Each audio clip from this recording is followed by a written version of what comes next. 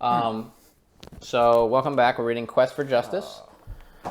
And we are starting with, I don't know what chapter number, they don't have numbers, but Krsna Tipping the Scales is the name of the chapter. We're going to get right into it today because we're on a little bit more of a time crunch than usual. Yeah. We have about 19 pages, so I'm thinking what I'll do is I'll start and then I'll leave off around page like 100 and let you finish us off through 108. Okay. And then we can see what time we're at if we have time for more discussion, or if we're running a little low on time. Okay. At least get the core of it out. Provocateur. All right. All right. So, Krsna, tipping the scales. When we ended yesterday, Kamsa had imprisoned Vasudeva and Devaki, and then proceeded to kill Devaki's newborn babies one after another. The tally was 6 dead sons. Then Devaki became pregnant with number 7, Krishna's older brother, Balaram, who escaped prison by immediately transferring himself to the womb of Rohini, a Yadu princess. By the way, the Ram in the chant Hare Ram refers to Balarama, although it also can refer to Ramachandra. In any case, Princess Rohini was taking shelter in the rural community of Vrindavan, the place where Krishna would grow up as a child. The residents of Vrindavan, including Nanda, who became Krishna's foster father, were allied with and intimately connected to the Yadus. Thus, when Kamsa began terrorizing his own dynasty, some Yadus fled to the relative safety of Vrindavan. Rohini was among these. Now, a word or two about the personality of Yoga Maya. Generally, the term Maya simply means mystic power. But for spiritual practitioners with a strong sense of God's illusory energy, Maya is that power of God which tests our sincerity, our devotion, and our commitment to reality by offering various illusory alternatives in the jargon of Srimad Bhagavatam. That illusory spiritual power is called Mahamaya. And Yoga Maya is the spiritual power of God that does the opposite, frees us from illusion, and brings us to enlightenment. The goddess Yoga Maya also manages Krishna Lila, Krishna's transcendental pastimes. In the case of Balaram, for example, it was technically Yoga Maya who transferred him from the womb of Devaki to the womb of Rohini in Vrindavan. Kamsa, of course, knew that Devaki was pregnant with her 7th child, but when he came with murderous intent, he was told that Devaki had miscarried. This made him think, even celestial voices can't be trusted these days. If you can't trust celestial voices, who can you trust? We of course know that Devaki's 7th child is alive and well in Vrindavan. Just as Krishna is famous as Yashoda Nandan, the son of Yashoda, Balaram is famous as Rohini Nandan, the son of Rohini. In reference to celestial voices, right? That's a very common thing that you hear, especially in the Mahabharata and other, like, a voice from the sky said, right? And you kind of think, like, what the hell? From my understanding, and I don't remember where I heard this, and so it's not, take it with a grain of salt, and it may not be authoritative, but it also kind of makes sense to me. Vayu, the god of wind, the personification of air, is everywhere. It's like a microphone for everybody. Exactly. So when you hear this voice from the sky, from somewhere that I read, it may have, I cannot recall where it was from, but it was my understanding that oftentimes when they heard this unembodied voice, the narrator of whatever, it's oftentimes Vayu, or at least the voice is carried by Vayu. He's the messenger bringing forth that makes sense. Sound vibration. That's just my understanding of it. Yeah. Correct me if I'm wrong, anybody, please. Kamsa's killing of all Devaki's children prior to Krishna's birth was essentially just Kamsa being Kamsa, warming up for the big event. The voice clearly told him that the 8th child would kill him, but he wasn't taking any chances, even if it meant killing innocent infants. Soon, of course, Kamsa would come face to face with his true nemesis. Devaki had become pregnant with number 8, the child that would eventually end his life. The story of Krishna's birth is extremely well known in India, and a favorite theme of Indian art. Krishna took birth in Kamsa's prison, and to assure his parents that he wasn't a helpless infant, he first appeared in Vasudeva's mind, and then entered Devaki's heart and womb, and finally came out as Almighty Narayan, the same Narayan that you chant this beautiful prayer to each day. Kayena vacha manasendriyaischa buddhyatmana vanushritir svabhava karomi yat sakalam parashma narayanayaiva samarpayam. Whatever I do with my body, speech, mind, and senses, or with my intellect and soul, following my own nature, I fully offer all that to Narayan alone.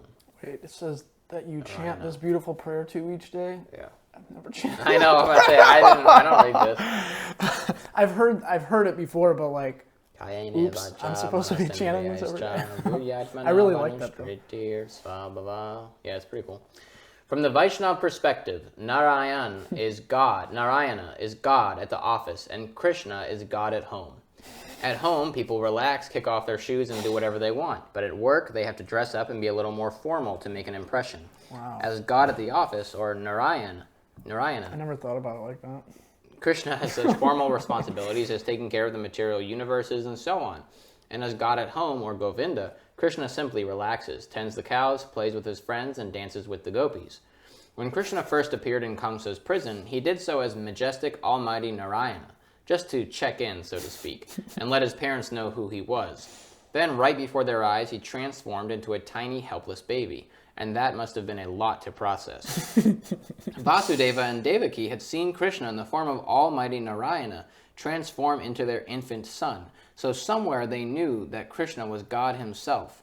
That is, on one level, there was nothing to fear. At the moment, however, all they could see was this helpless infant lying before them, and their hearts filled with fear and overwhelming desire to protect their child. In a sense, many who try to serve God in various ways share the same two moods. We know that God has a plan and is the ultimate controller and doer, yet we still worry about doing things right, what will happen in the future, and so on. So it's natural that in the service of God, we still care about our own and others' decisions, actions, and reactions. In this case, Vasudeva and Devaki understood the obvious. They couldn't simply wait with Krishna in their prison cell for Kamsa to show up. They had to get the baby out, and now. At this point, Yogamaya entered the scene, miraculously putting everyone in the palace to sleep, opening the prison doors, and freeing Vasudeva from his shackles.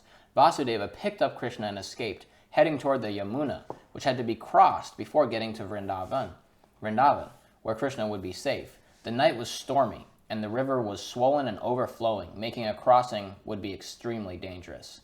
Again, Yogamaya stepped in and simply parted the waters, opening a path for Vasudeva and his son. In this way, Vasudeva was able to take Krishna across the river to Vrindavan. The image of Vasudeva holding baby Krishna while walking between the parted waters of the Yamuna is a very popular scene often depicted in Indian art. When Vasudeva arrived in Vrindavan, he went to the house of Yashoda, who herself had just given birth to a female child. It had been a difficult, exhausting birth, with the child coming out unexpectedly when no one was there. Vasudeva quietly entered the residence. Yashoda was lying there totally unconscious with her daughter at her side. He leaned down, quickly switched babies, and left Vrindavan with the female child. At this point, we might ask, why didn't Vasudeva just run for it? Well, for one thing, his wife would have been immediately killed, and for another, Kamsa had spies and agents everywhere, so there was really nowhere to run to, nowhere to hide, as the saying goes. Vasudeva, in other words, had been dealt a bad hand, so he played the only card he could. He took the female child back to Kamsa's prison, placed her on Devaki's lap, fastened his shackles back on, and acted as if nothing had happened. The next morning, Kamsa was informed that Devaki's 8th child had been born, so he rushed to the prison to kill the infant. But instead of finding his old nemesis, Krishna, or Vishnu, he found a baby girl, and he thought, what's going on here? First a miscarriage and now this? You just can't trust those celestial voices, can you? Anyway, boy, girl, what does it matter? The infant has to go. And here we come to one of the great scenes of the Srimad Bhagavatam, told in various places, but told best in this work. Kamsa moved toward Devaki. By this work, he means Srimad Bhagavatam. Yeah, he's referring to Canto Srimad 10. Bhagavatam. Yeah. Kamsa moved toward Devaki and wrenched the infant from her arms, with Devaki crying and pleading to at least spare her female child. Kamsa wouldn't hear it. He lifted the newborn girl by her legs, his own blood niece, and tried to smash her against the stone floor. But the child slipped from his grip and flew into the sky. Appearing with terrible weapons, she revealed herself as the goddess Durga, who is known by numerous names, Devi, Shakti, Yogamaya, Bhadrakali, and so on. Anyone that's seen her depicted in Indian art knows one thing: you do not mess around with Goddess Durga. Goddess Durga is famous as Yogamaya, the superior internal potency of the Supreme Lord. She is also understood to be Krishna's sister, known also as Ekanamsa or Subhadra. Goddess Durga also acts as the Lord's inferior external energy, Mahamaya, which covers and bewilders the souls that enter the material world. In any case, the goddess displayed her most terrifying form and spoke to Kamsa in ominous tones. "The child who will kill you is already alive on earth. Stop being cruel to Vasudeva and Devaki, or things will only get worse for you." Then she simply disappeared, leaving Kamsa stunned and shaken to the core. With the words of the goddess ringing in his ears, he immediately released Vasudeva and Devaki, sending them on their way. He really was shocked and awed by the whole experience. Then again, Kamsa was quite a resilient asura, and not one to succumb to virtue. Wasting no time, his ministers sat him down and gave him something of a demonic pep talk. "Relax, we can handle this. Sure, the goddess has powers, but so do we. After all, we're not just the run-of-the-mill human beings. We'll use all the powers at our command, and then let's see them stop us." Kamsa's ministers also warned that the Suras who had come to stop their takeover of Earth could be anywhere. They were spread all over the countryside, just waiting for their chance. And in a sense, they had Kamsa surrounded. Realizing that the child who would kill him was alive somewhere on Earth, Kamsa ordered the killing of every male child born within the last 10 days. His henchmen then went everywhere, butchering innocent children. What can I say? That was Kamsa. Krishna, of course, was safely enjoying his childhood Leela, or pastimes in Vrindavan. The tales of Krishna's childhood, boyhood, and youth are, perhaps, the most popular group of stories in Indian history, having inspired countless productions in the visual arts, music, poetry, theater, books, everything. And among these, Krishna's playful dealings with the cowherd girls of Vraj, including the renowned Rasa Leela, are probably the most famous of all. In any case, Kamsa gradually understood that Krishna was in Vrindavan, and thus became determined to kill him. At this point, he did not want to personally kill Krishna, because he thought that might not be prudent. So he sent all these powerful, I don't know what you'd call them, monsters, demons. They were actually great yogis, but yogis that used the dark side of the force, to put it in modern cinematic terms. And they had this yogic power called Kama Rupa, literally desire form, which enabled them to transform into any shape they desired. To give one example, the first of these was this evil left-handed witch named Putana, whose natural form was truly hideous. Using Kama Rupa, she transformed herself into an exquisitely beautiful young lady, on the level of a goddess, and entered Vrindavan. Indeed, Putana had become so goddess-like that none of the villagers even asked who she was or what she wanted. She just made her way through the village, entered the house of Krishna, and began admiring the infant. She turned to Yasoda and said, "Your child is so beautiful, may I nurse him for a while?" And even Krishna's own mother was so beguiled by Putana's beauty that she gave her precious child to a total stranger. Good Lord. Whoops. I got some candy here for you. Now Putana had a plan. Before coming, she had smeared her nipple with a deadly poison, with the aim of killing Krishna. She was, after all, an agent of Kamsa. So she placed Krishna on her lap and offered him her breast. Yet even though Krishna was an infant, he wasn't at all fooled. He fully understood the witch's evil intent. He accepted Putana's breast, but gradually began sucking harder and harder, so hard in fact that he started to take her life along with her milk. Realizing that her life was being pulled right out of her, Putana panicked and began screaming and shrieking, trying to free herself from the child. "Get him off! Someone please get him off!" But Krishna just kept sucking and sucking until the witch was dead. Of course, after she died, Putana was unable to maintain her artificial form, and suddenly, before everyone's eyes, the beautiful goddess changed back into this gigantic, ghastly thing. But Krishna thought, well, I did drink her breast milk, so technically she was a mother. And on that basis, despite the fact that she had come to kill him, Krishna granted Putana liberation. This is the spirit of Krishna Leela. Krishna is a good sport about these things, even with his would-be assassins. Incredible. He's not a sore winner, huh? Yeah. He's like, thanks for playing. Yeah. Everyone wins. This pastime also illustrates an important point about Krishna. God doesn't become God by this or that practice, and he doesn't require growing up to reach his full potential. God is always God in all circumstances, even as a so-called baby, omniscient, omnipotent, and so on.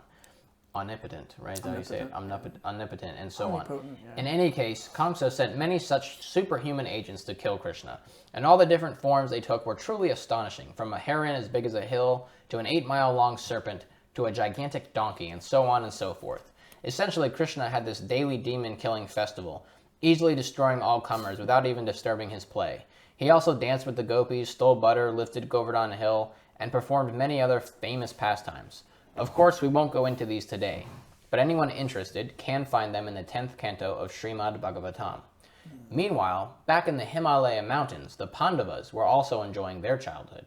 Arjuna was the same age as Krishna. Bhima was 1 year older, Yudhishthira 2 years older, and the twins 1 year younger. By the way, Hima in Sanskrit means cold or snow, and Alaya means place, so Himalaya, the place of snow, or the place of cold. An apt name. Right?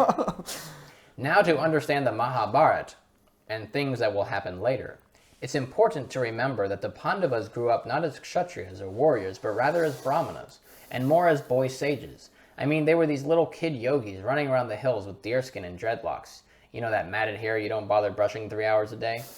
So these were the Pandavas, and this portrait will help explain some of their later behavior, because even though the Pandavas were powerful warriors, they were sometimes reluctant to use their own power.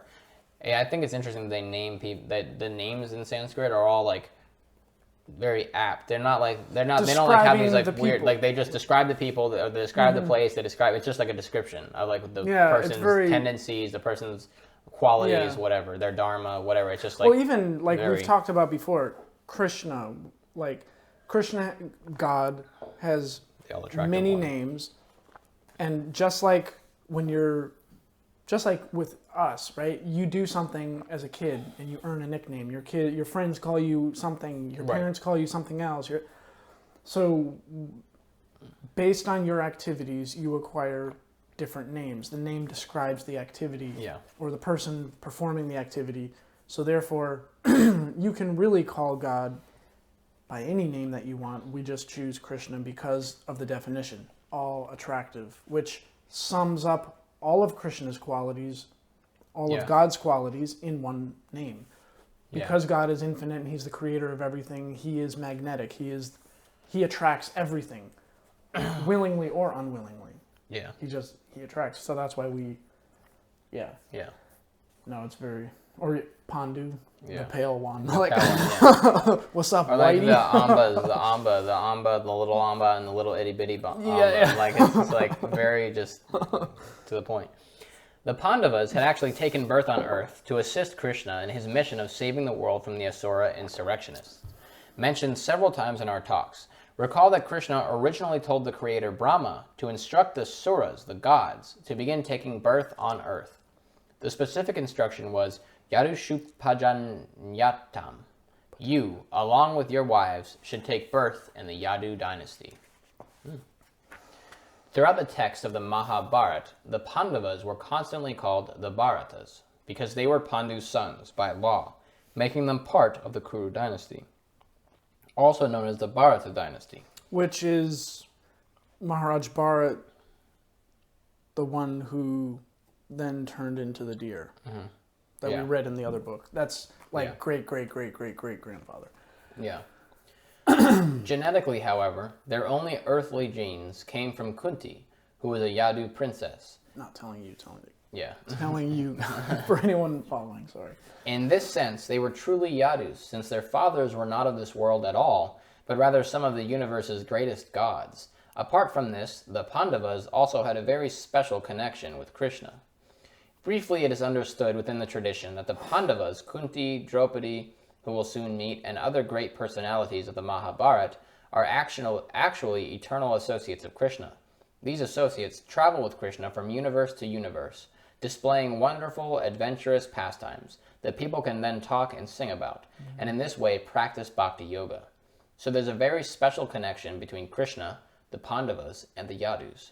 The Yadus, of course, knew that Krishna was now on earth, So they sent their personal priest into the mountains to inform Pandu and tell him that the Asuras were becoming more aggressive. Unfortunately, Pandu was not long for this world. At a certain point, the Brahmana yogi's curse finally took effect. The season was spring, a romantic time of year for those so inclined. High in the mountains, the wildflowers were blooming and the day was exceptionally warm.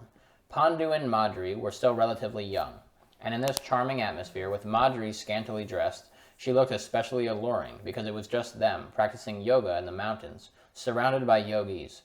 And somehow noticing Madri's lovely appearance, Pandu was struck, and struck hard. With this overwhelming attraction, this uncontrollable desire, he had become a perfect yogi, the master of his senses. He became struck with this overwhelming attraction, this uncontrollable desire. He had become a perfect yogi, the master of his senses, a self-realized soul. But on that particular day, in that particular circumstance, because the curse was now acting, nothing mattered. Pandu approached Madri with only one thing in mind, and it wasn't yoga. As soon as Madri saw the look in Pandu's eyes, she immediately understood his intention, and of course she was terrifying, knowing that this would lead to her husband's death. First, she tried reasoning with him, but it soon became apparent that Pandu had lost all reason. Then she tried physically keeping him away, but good luck with that, he was after all Pandu, a king so strong that no prince dared challenge him at Kunti's Swayamvara. How could little Madri resist his embrace? She couldn't, of course, and at that moment of enjoyment, Pandu died. There's a very moving scene where Madri lets out this terrible cry that's heard in all directions, because they're up in the mountains where everything echoes. And as soon as Kunti hears that sound, she knows exactly what it means, and exactly what has happened. She gathers the 5 Pandava boys, and together tells them, "Stay here, don't move." Then leaving her children, she sets off in the general direction of the cry to confirm what she already knows. Pandu's death, of course, changes everything. The loss for themselves and the world is incalculable, and all of them, widows and fatherless sons, are overwhelmed with grief. Their lives will never be the same again, and now they must decide what to do. In ancient Vedic civilization, there was a practice known as sati, whereby a Kshatriya wife could voluntarily enter her husband's funeral pyre, and thus follow him into the next world. I'll say just a few words about this practice before going on. In later Indian history, sati became a type of murderous forced practice, eventually outlawed by the British. Unlike ancient sati, this later version literally forced unwilling women to walk into their husband's funeral pyre to die along with him. Of course, there are cases even today of couples who are so committed to each other that when one becomes afflicted with a terminal illness, the other chooses to die along with his or her mate. I remember reading about Arthur Koestler, the famous British author, who found out he had terminal cancer and decided to commit suicide. When the time came, Koestler's wife decided to join him, saying, "I cannot live without Arthur. Despite certain inner resources, double suicide has never appealed to me. But now Arthur's incurable diseases have reached a stage where there is nothing else to do." In any case, what we see in ancient Vedic civilization is that wives who were advanced in yoga actually had the power of yogagni, or yoga fire, a form of mystical self-immolation. This can be seen in the story of Sati, the wife of Shiva, which can be found in the 4th canto of Srimad Bhagavatam. In fact, the practice known as Sati was probably named after her. As the story goes, Sati's father Daksha insulted Shiva during a great sacrifice, and Sati became so upset that she no longer wanted a body that had been received from such a great offender. So she simply sat down, went into samadhi, yoga trance, and created this yogagni, this fire that emerged from her own body to consume it. This is to consume from her own body to consume it. This is how she gave up the body connected to Daksha and came back as Parvati. In any case, very advanced souls could actually go through the fire into a higher realm. I mean, don't try this at home. This is definitely not something we should do. This was actually done in former ages when people had powers and levels of consciousness that we can't even imagine, let alone imitate. You want to take over? Yeah. Yeah, that story, basically, Daksha... He was being real rude to Shiva. He was being rude to Shiva because Shiva, is the demigod, the personification... Well, he is the greatest devotee of Krishna, of Lord Vishnu. Yeah. And B, he also is the demigod. There's a very nice book, actually, that my dad bought me. I don't remember the name of it, but it's like a kid book. Yeah. It's very well illustrated, and it explains the whole creation story from the Srimad Bhagavatam, but like in a very kid-friendly way. Yeah. And basically, so you have Brahma, Vishnu, Shiva. Vishnu is, like, Hinduism is monotheistic. The idea is that Krishna at home doesn't want to be bothered by creation.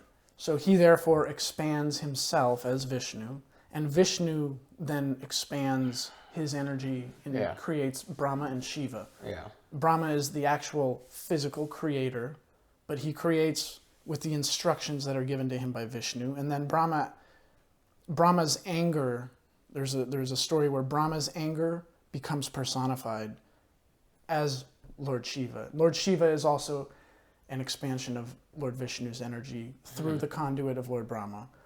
So Lord Brahma and Lord Shiva under Lord Vishnu are the two most, they're the highest of the demigods.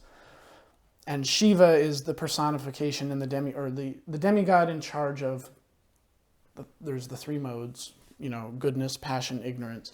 Yeah. So Lord Vishnu takes charge of the mode of goodness, and Lord Brahma takes charge of the mode of passion, and Lord Shiva takes charge of the mode of ignorance.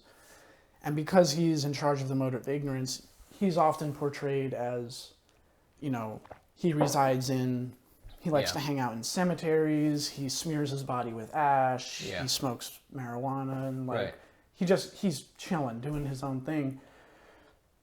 But he's really an elevated Vaishnava. Yeah. But from the material point of view, he appears to be this kind of shady character. So Daksha was trash talking him, go back to the cemetery where you come from. You've smeared your body with the ashes of dead people. Get the hell out of here. And that's when Sati was like, oh hell no.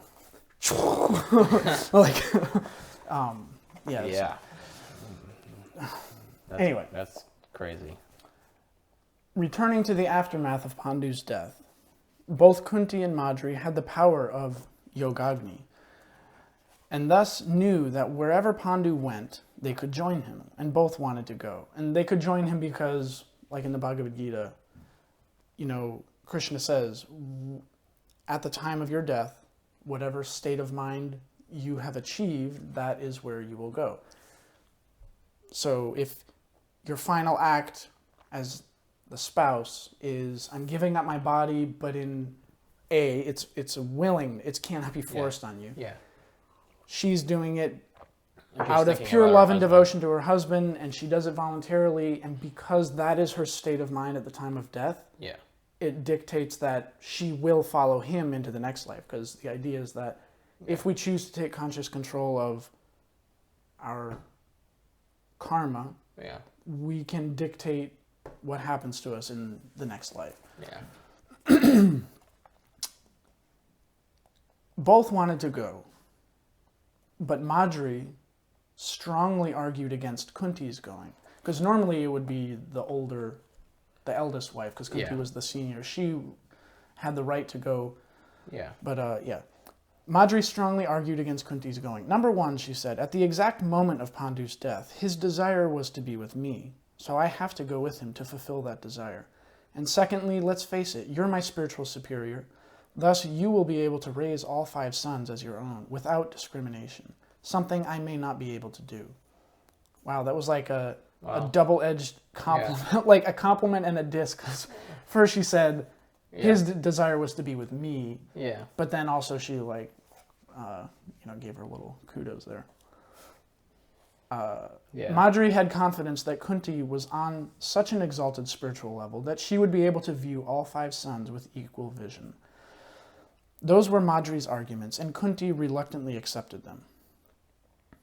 Yeah, it'd be kind of messed up if they both jumped into the fire and left the kids there. The kids are just there like, okay. There are poor kids, man. Yeah. There are actually 2 different versions of Madri's death in the Mahabharata, because there were different revelations, different stories coming down from different parts of India. And the tendency in Indian history was to be inclusive, meaning that instead of choosing between different versions of stories, it was common to keep them all. That's interesting. In the first version, Pandu is cremated right there in the mountains, and Madri immediately enters the flames to join him. But it's the second version that personally interests me the most, because it develops into one of the most visually dramatic scenes of the entire Mahabharata. It is this version that I'll try to describe now. High in the Himalayan mountains, after discussing with Kunti and entrusting the twins to her care, Madri simply gives up her life, having the power to leave her body at will. Remember that both Kunti and Madri have spent years practicing a very severe discipline of yoga, which has made them very powerful yogis, or yoginis, I guess the female, in their own right. Thus left behind, I don't know if yogini is an actual... Is that just like some term devotees came up with? Yogini? Possibly. I don't know. He's not saying it, so could be. Could he just call Thus them left, yogis? Thus left behind, with the bodies of both Madri and Pandu before them, Kunti and the Pandavas are overcome by a profound sense of loss, wondering what comes next. Soon word comes from Dhritarashtra that she and the children should return to Hastinapur. Those familiar with the area's topography know that when walking down from the Himalaya heights, one gradually comes to the foothills and then to the Ganges Valley, which is essentially the main population center. With this setting in mind, we can try to picture this royal funeral procession winding its way down the mountain, to the foothills, and then to the valley below, bearing the bodies of Pandu and Madri, the king and the queen of the Kurus. Walking beside them are Kunti, the surviving queen, and the 5 Pandavas, Yudhisthira, Bhima, Arjuna, Nakula, and Sahadev, who at the time are between 9 and 12 years old. Coming down from the highest mountains in the world, they are accompanied by the great brahmanas and yogis that have lived with them in the wilderness for all these years. As the procession reaches the foothills and begins its journey down the valley, we can imagine the crowds of people that have come to catch a glimpse of these legendary figures unseen for many years. Ooh, sorry. A few words now about the 5 Pandava princes who had lived isolated lives high in the Himalaya hills, and had been raised in innocence by parents who were strict yoga practitioners. To this point in their lives, these children had never seen a horse, an elephant, a city, or an army, let alone a palace and all the trappings and fineries of palace life. In fact, they had never even seen more than a few dozen people together in one place at one time. Wow, culture shock, right? Yeah. So when picturing the 5 Pandavas coming down from these hills, mingling with the procession's adult entourage, picture 5 child yogis with suntanned faces, long matted hair, deerskin clothes, and so on. Think little Vyasas. From a psychological point of view, one can imagine the impact on these young boys of all the recent shocks in their lives. First, their father passes away, followed by the death of one of their mothers, because Madri was a mother to them all. So almost overnight, the twins had been orphaned, and Kunti's 3 sons have lost 2/3 of their parents. Add to this the fact that for the first time in their lives, the 5 Pandava princes are entering not just an ordinary society, but their own imperial capital. They're going straight from this remote yoga retreat 10,000 feet up in the Himalaya mountains to Hastinapur, the hustling, bustling capital of the Kuru dynasty. Or really the capital of the entire known earth. So we can just imagine what it must have been like for them. Earlier I mentioned, that would be like basically taking someone from, some Native American boy from back in the day, time traveling them to like New York City. Yeah. And then, This is your hey! This is your kingdom. Yeah. Earlier I mentioned the crowds, watching from below as the funeral procession came closer and closer. This is another really moving scene, with everyone looking at the Pandavas and asking, are those little ascetics the sons of Pandu? They must be. Who else could they be? And of course, all the people remembered Pandu, their beloved king, and how he had saved the Kuru dynasty and restored peace to the world. Pandu, their great hero, who had now passed away, leaving Kunti and these marvelous little princes behind. It is said that the people so loved Pandu that when they saw the procession coming from the foothills and approaching the capital, the entire population rushed past the city gates to receive their dead king. In fact, Pandu's death had left the people so overwhelmed with grief that for several days no one even bothered to return to Hastinapur. Wow. They literally slept on the ground, mourning the loss of Pandu and waiting for the procession to arrive. And that's because the people understood that the king really loves us and he takes care of us. Yeah. Like, God, if only we had leaders like that today. These descriptions, I think, make it crystal clear that the 5 Pandavas would soon become wildly popular in Hastinapur. Once seeing and getting to know them, the people absolutely adored them and were waiting for the day that a Pandu heir would be crowned king. This, of course, brings us back to Dhritarashtra, for whom none of this was good news. By Dharma, Dhritarashtra had now become the legal father of the Pandavas, and what a dangerous father he was, with all that resentment and ambition burning inside. His nephews were innocent little boys who had just lost their dad and were looking for Dhritarashtra. Good Lord. Were looking to Dhritarashtra for love, affection, and shelter.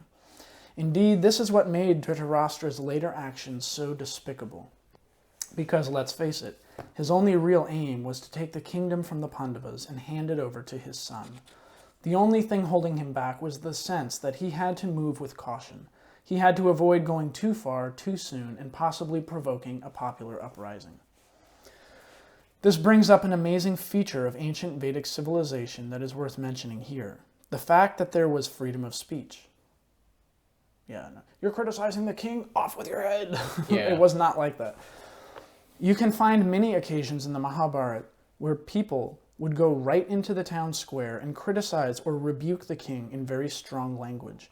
And there is not the slightest hint in the text that such actions were considered inappropriate or illegal. And that's because everyone, including the average citizens, all understood what Dharma was. They knew what their Dharma was, but they also knew what the Dharma of the king was. And so when the king wasn't doing their job, the people would call him out on it. Yeah. And yeah. Yeah.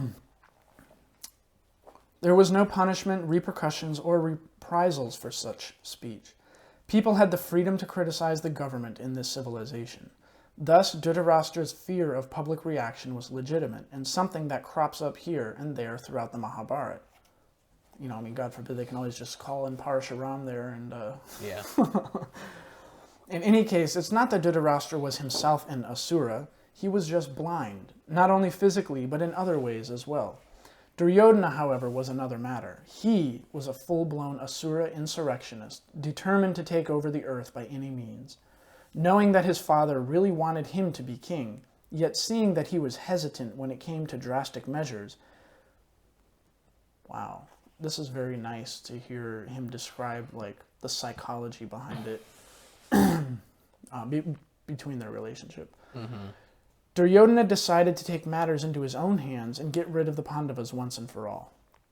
Thus, only a few days after Kunti and the Pandavas arrive in Hastinapur, Vidura, the wisest of the 3 brothers, calls them aside to warn that their lives are in danger, that a plot is underway to assassinate them. Assassinate? First they lose a father and mother, then they're thrust into this unknown world, and now, after everything that's happened, someone is trying to kill them. What an introduction to life as a Kuru prince, and that is the state of the Pandavas. This is like a 6-season finale from like the Game of Thrones or something, but next level. It's so good. Assassinated. Now let's return for a few minutes to Krsna in Vrindavan and catch up on events there. To go over the geography one more time, Hastinapur was situated in the north. It's like north-central India, several hundred miles like below the Himalayas. Yeah. On the Ganges River, and perhaps 100 miles or so southwest of Hastinapur was the village of Vrindavan, with Mathura nearby. Mathura was the city where Kamsa, Yeah.